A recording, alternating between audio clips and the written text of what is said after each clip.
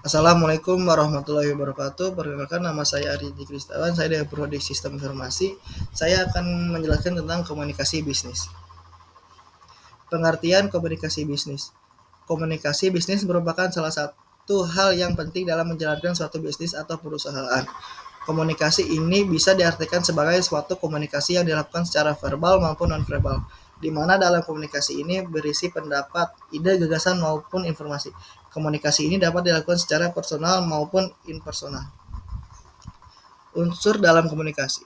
Komunikasi meliputi 5 unsur yang dikenal dengan formula 5W+1H, yaitu komunikator, pesan, media, komunikan, atau efek. Sedangkan aktivitas komunikasi dalam kegiatan bisnis harus terdapat unsur-unsur tertentu. Adapun unsur-unsur komunikasi bisnis adalah sebagai berikut. Yang pertama, terdapat tujuan. Setiap komunikasi tersebut memiliki tujuan yang telah ditentukan dan sejalan dengan tujuan organisasi. Yang kedua, pertukaran. Setiap komunikasi melibatkan setidaknya 2 orang atau lebih. Yang ketiga, berisi informasi, gagasan, opini, instruksi. Adalah isi dari pesan yang terdapat dalam komunikasi, di mana bentuknya bisa beragam tergantung situasi, kondisi, dan tujuannya. Yang keempat, memanfaatkan saluran personal atau impersonal. Setiap komunikasi dapat dilakukan dengan bertatap muka, manfaatkan media khusus atau media massa jika ingin menjangkau banyak orang. Yang kelima, memakai simbol atau sinyal. Maksudnya adalah metode atau alat yang digunakan untuk berkomunikasi sehingga dapat dimengerti oleh penerima pesan. Yang keenam, pencapaian target atau tujuan organisasi, di mana tujuan tersebut telah ditetapkan sebelumnya oleh manajemen. Tujuan komunikasi bisnis. Secara umum ada 4 fungsi dari komunikasi di dalam bisnis, yaitu memberi informasi atau informing, melakukan persuasi atau persuading, melakukan kolaborasi atau collaborating, dan melakukan integrasi atau integratif dengan audiens. Yang pertama, memberi informasi atau informing. Tujuan pertama dalam komunikasi bisnis adalah memberikan informasi yang berkaitan dengan dunia bisnis kepada pihak lain. Yang kedua, melakukan persuasi atau persuading. Dari sebuah komunikasi bisnis adalah melakukan persuasi kepada pihak lain agar apa yang disampaikan dapat dipahami oleh audiens dengan baik dan benar. Hal ini sering dilakukan terutama yang berkaitan dengan negosiasi antara seseorang dengan orang lain dalam bisnis. Yang ketiga, melakukan kolaborasi atau collaborating.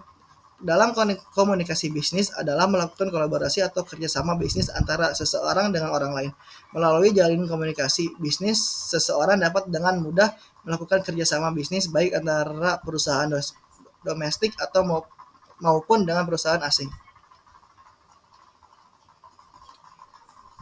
Teknik dalam komunikasi bisnis. Teknik komunikasi verbal. Teknik ini digunakan untuk mendiskusikan sebuah gagasan atau ide, mengekspresikan opini, menjawab pesanan, dan pendengar yang baik.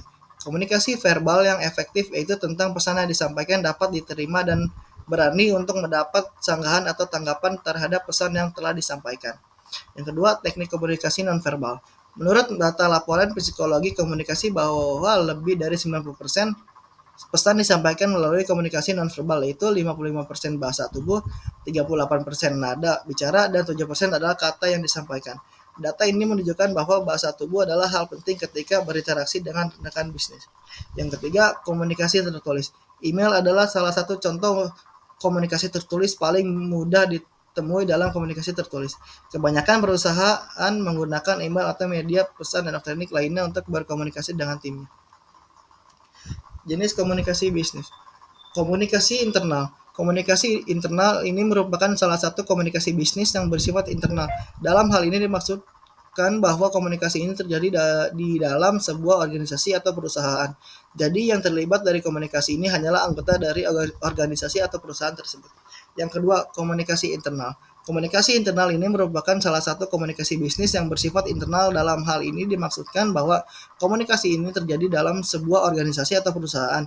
Jadi yang terlibat dari komunikasi ini adalah anggota dari organisasi atau perusahaan tersebut. Yang ketiga, komunikasi dari atasan pada bawahan. Jenis komunikasi ini juga termasuk ke komunikasi internal. Akan tetapi juga memperhatikan tingkatan atau jabatan pada sebuah organisasi tersebut. Komunikasi ini merupakan salah satu jenis komunikasi bisnis yang sangat penting, di mana komunikasi ini dilakukan oleh seorang pimpinan kepada karyawannya.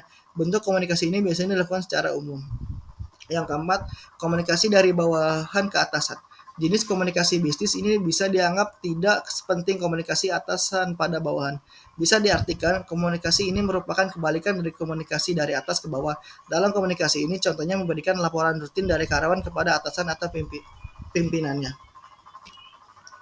Yang kelima, komunikasi horizontal. Komunikasi horizontal ini dilakukan pada tingkatan atau jabatan yang sama. Komunikasi ini biasanya bersifat lebih santai atau nonformal. Komunikasi ini tidak perlu memperhatikan kaidah dan bisa dilakukan dalam bahasa sehari-hari.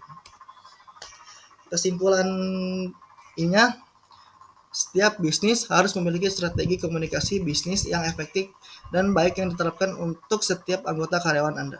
Dalam pembukuan misalnya, Anda harus memetakan dan memberikan komunikasi yang jelas tentang hak akses, laporan keuangan, dan proses pencatatan pembukuan bisnis. Jika hal tersebut tidak dilakukan, tentunya laporan keuangan Anda bisa saja digunakan oleh pihak yang bertanggung jawab. Sekian, terima kasih. Mohon maaf apabila ada salah-salah kata.